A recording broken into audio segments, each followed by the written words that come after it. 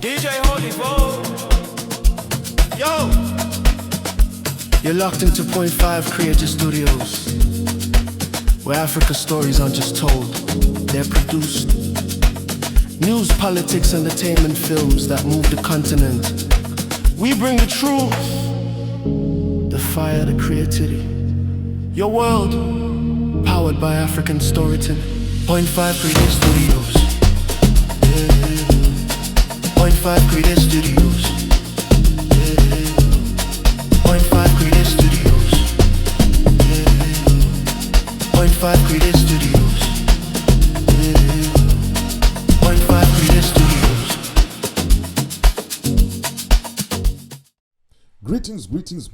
Greetings, and more greetings to you, good people. My name is DJ Holly, and welcome to Point 5 Creative Studios. Chitubu che content, chitubu chisingapo, chitubu chinonwani muno wese, chitubu chakavhenekwa chikaongororwa nana mazvikokota kunzi aiwaka. Chitubu ichi chine content iri healthy content, iri clean content, yakachena yakakodzera kunge chikonsumwa nemunhu akata kunge iwewe ndosaka uri panapa muzuva ranhasi. So if it's your first time here, dzvanya subscribe button and the notification bell so that you don't miss out on any exciting content uploaded. Asi kana wanga wagara uri mugari wepanapa, tinangokutenda nekuita sei nekurumidza kubhadhara rent. Thank you very much for supporting Point 5 Creative Studios.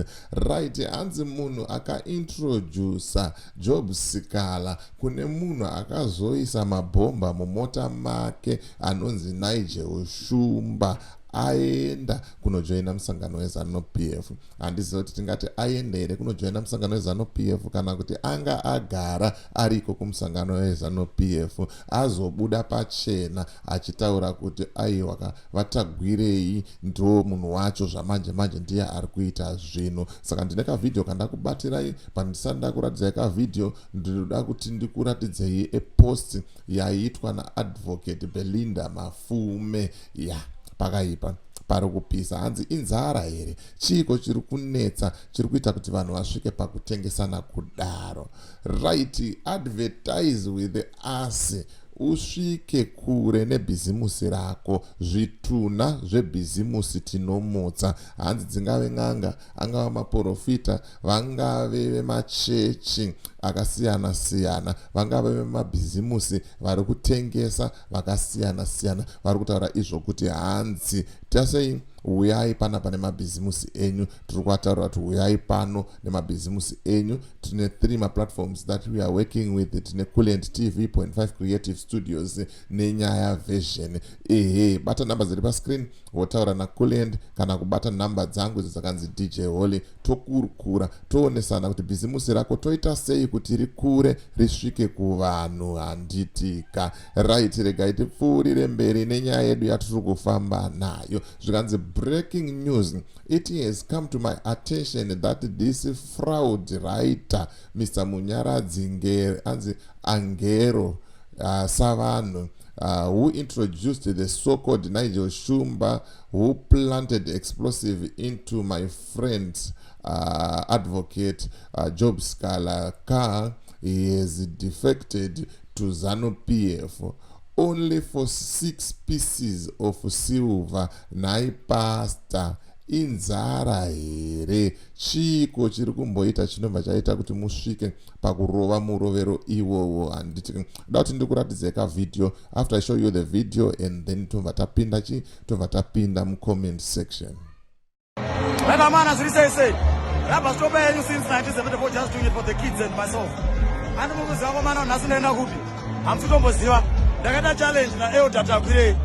Saka amenoti vatandira chipo sakata challenge. Ndakavabvunza ndikati mudhara kwamuri kuenda muri kuudza vanhu kuti kudii. Ndobva ndamufana wangu imboyaone. Ngati marali inonzi chimbo marali. Rali. Ndaiona panapa pano parufaro pana patata jara kuyazona baba atoto. Deneva mukamba achipedza masports. Anasi mudhara apedza masports unoza cross speech 26 minutes. Wanga chingodza pangati munomboziva here. Ndaona kuti mudhara takwire akatora ruoko rwangu chairo rwekutaura.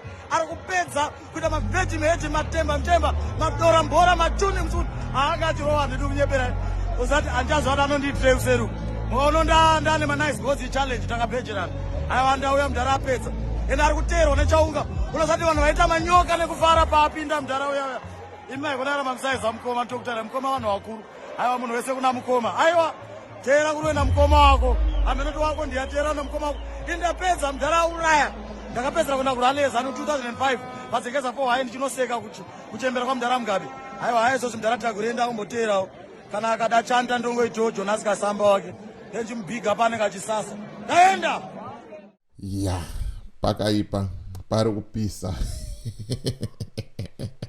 hanzi vanhu vane nzara kunzoko regai tipinde zvedu mucomment section tinzwa kuti comment section iri kuti ichi zvikanzi there is no defection apa it means agara ari munhu wezanu pf Job was huku winded ya pakaipa mawani ayo zvikanzi mune utsinye vanhu vari surround Job hamuna moyo. And people who are surrounding Job Sikhala vanhu vane utsinye vangoripo pachinangwa chimwe chete kuti vamuparadze handitika. It shows kuti Job Sikhala ane chikuru nepolitics. Imagine your own biographer hapana kana gore anyora bhuku he was brought closer na Job without any background check pakaipapa and due diligence shame. Hanzi hapasati panombopera gore bhuku ranyorwa but pakutoitika zvinhu zvakaita seizvi zviriko here zvinhu zvakadaro and at least panodawo background check yekuongorora kuti vanhu vauri kuisa padhuze newe ava vakamira sei handitika. Zvikanzi certainly Job has no popular capacity to unseat musangano but dzinombobvundusira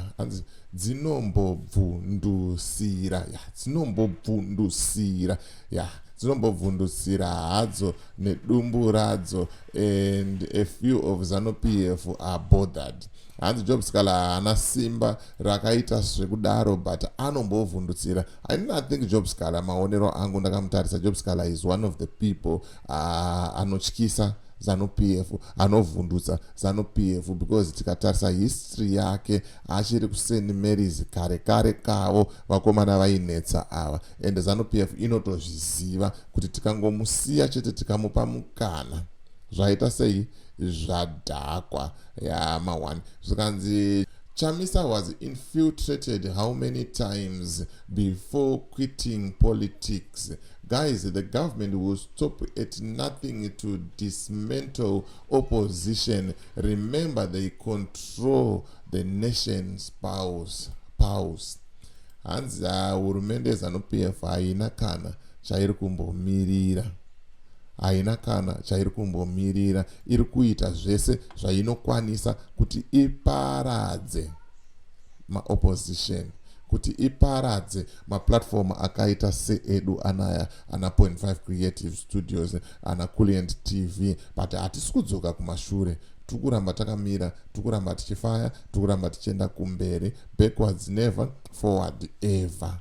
Amenoti munoti chiinazvo kuti amufundisi ava vanga vagara vasiko here kuZANU-PF ndivo vakanyora bhuku raJob Sikhala, ndo vakamuintrodusa kuna Nigel Shumba. Zita raNigel Shumba ndo rakazobuda pazuva apfuura aya zvichinzi ndiye munhu akaita kuti muiswe mabhomba kana kuti ndiye akaisa mabhomba mumota yaifamba naJob Sikhala akamusungisa.